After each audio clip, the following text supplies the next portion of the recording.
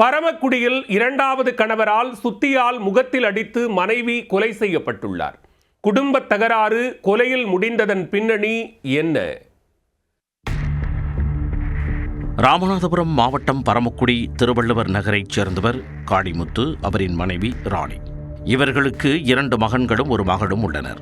கருத்து வேறுபாட்டால் காளிமுத்துவை விட்டு பிரிந்த ராணி தனது பிள்ளைகளுடன் தனியாக வாழ்ந்து வந்தார். அப்பொழுது பழனி என்பவரை 2வது திருமணம் செய்து கொண்டு குடும்பமாக வாழ்ந்தார். வருமானத்திற்காக ராணி சித்தால் வேலையும் 2வது கணவர் பழனி கொத்தனார் வேலையும் செய்து வந்தனர். இந்நிலையில் சம்பவத்தன்று இரவு இருவருக்கும் இடையே சண்டை ஏற்பட்டுள்ளது. ஏற்கனவே குடும்பச் சண்டை கழுத்தை நெரிக்கும் அளவுக்கு கடும் மன உளைச்சலை கொடுக்க இருவரும் தவித்து வந்த நிலையில் அன்றிரவு நடந்த சண்டையில் பழனி கடும் ஆவேசமடைந்தார். மனைவி என்றும் பாராமல் ராணியின் முகத்தில் சுத்தியலால் அடித்து கொடூரமாக கொலை செய்துள்ளார். சத்தம் கேட்டு ராணியின் பிள்ளைகள் சம்பவத்தை தடுக்க முயன்ற பொழுது இரத்த வெறியில் நின்றிருந்த பழனி அங்கிருந்து தப்பி ஓடியதாக கூறப்படுகிறது. இச்சம்பவத்தில் ராணி சம்பவ இடத்திலேயே துடிதுடித்து உயிரிழந்தார்.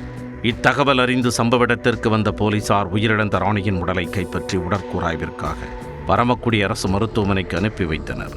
மேலும் கொலை வழக்கு பதிவு செய்து கொலை செய்த பழனியை தேடி வருகின்றனர்.